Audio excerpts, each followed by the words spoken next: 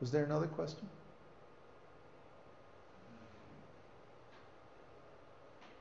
Venus is sometimes associated with the goddess of love, sex life.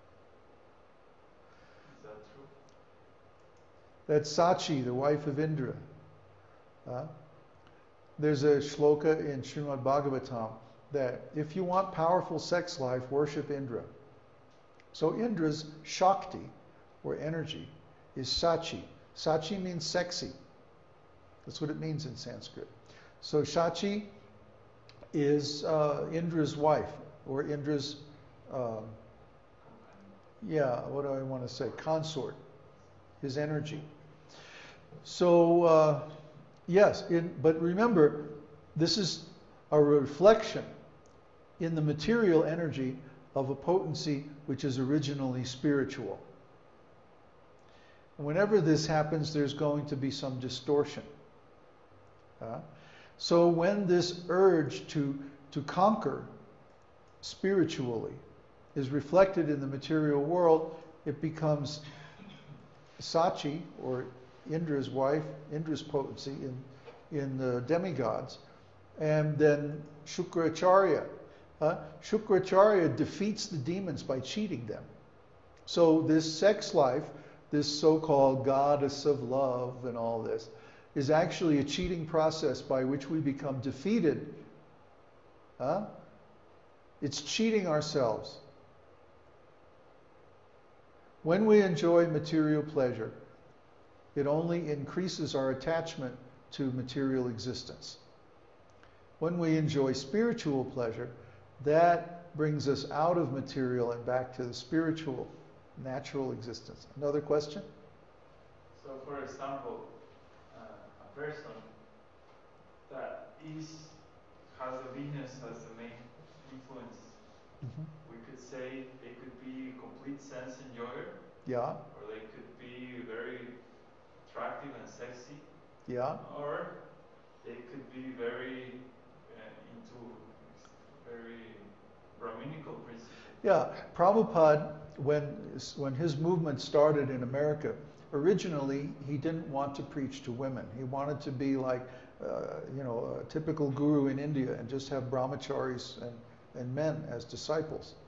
But then he saw that politically or socially in America, the women demanded equal role or equal opportunities. So he said, okay, and he engaged them. And sometimes he called them my secret weapons. Because they used their beauty to attract people to Krishna. A woman, when she is properly engaged in Krishna consciousness, can be a very powerful preacher. Okay, so we want this.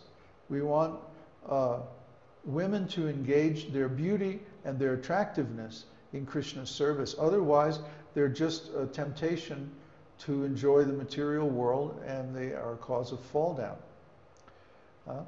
So we have to see how everything can be linked with Krishna. And this chart is very important because it shows exactly how we can link different material energies in Krishna's service. Let's go on. For example, Saturn.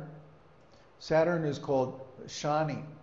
Shani is the personality who inhabits the planet Saturn. Saturn is his body. And he's the brother of Yama. Yamaraj, the god of death. So he's a very serious character. Look out. However, the Devata in charge of Saturn is Brahma. Brahma is in charge of creation. Well, creation also means destruction. That which is born also dies. So everything that has a beginning has an end. And the avatar is Kurma. We don't know much about Kurma avatar, but he appears in the very early part of the universe, and he is actually the base of Mount Mandara. Mount Mandara is the golden mountain that all the planetary systems rest upon. And at the top is Satyaloka or Brahmaloka. And at the bottom is the ocean, a Garbhodaka ocean. So the Kurma tortoise swims in the Garbhodaka ocean and carries on his back the Mandara mountain, which, by the way, just happens to scratch an itch that's on his back. So he's an enormous body, and he carries this mountain on his back. And then the demons and the demigods, in the beginning of the universe, they go down there and they wrap the snake of Vasuki around the mountain and use it to churn the ocean. And out of the ocean comes nectar and poison. Nectar means the enjoyment in the mode of goodness, pious activities. And poison means the enjoyment in the mode of ignorance. So Saturn, where does this relate to Saturn? Saturn gives us the facility that we need to create either material or spiritual enjoyment. And he does it by forcing us to be disciplined. Remember, Shani is the brother of Yama, the god of death. God of karmic justice and so on are administered by Yama. So his brother Shani is discipline. Discipline means that we have to do things in an ordered way. Why? Because death is coming. Brother Yama is going to get us sooner or later. So, because the clock is ticking, we have to be disciplined. We have to be organized. We have to have clear goals and methods to pursue them. And this is all because of Brahma. Brahma Vidya, or understanding of the Brahma's influence and activities in the creation, is primarily about time. The different waves of time and structures of time are organized by Lord Brahma. From the kalpas and the mahayugas down to the hours and seconds of the day. Everything is orchestrated by Brahma. He's the one who creates the original vibration that pushes the whole material energy into the forms of the creation. So this discipline that's why music is considered very important. Music also comes from Brahma. And Brahma's knowledge of music is very deep. It's ultimately spiritual. The 5 flavors of spiritual love are expressed in the different intervals of the musical scale, the 7 svaras. And it's a very deep science. So by studying this science, we become disciplined. Therefore, the study of music is recommended for everyone. If you don't learn anything else in life, learn music. Because it'll take you, if you go deep into it, it will take you to God. Yes? Please explain a little more about Saturn period during this. Saturn period? Oh boy. Well, we haven't gotten into the planetary periods yet.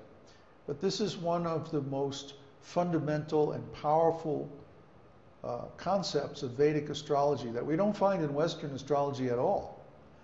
And this is the idea of dashas, or planetary periods. Each of these planets, according to the position of the moon in the birth chart, there's a period of life related to each one of these planets in this order.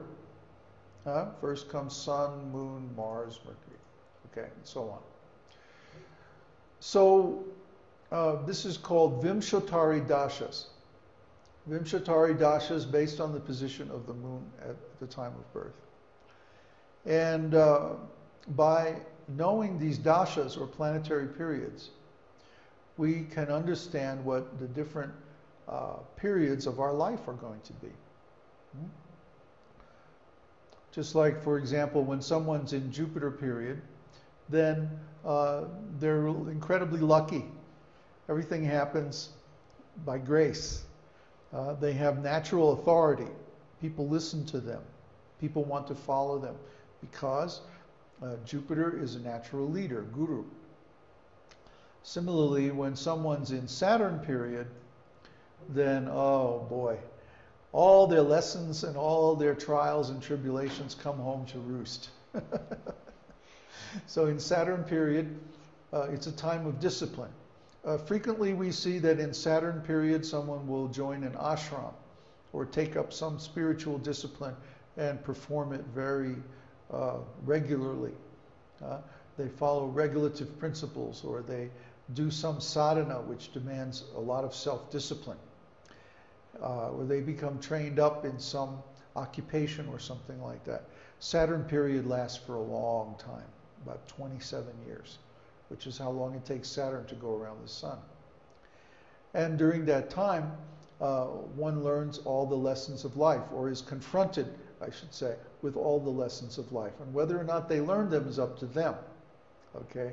But to be successful in life, we have to learn these lessons. And Saturn does us the favor of presenting us with all of our lessons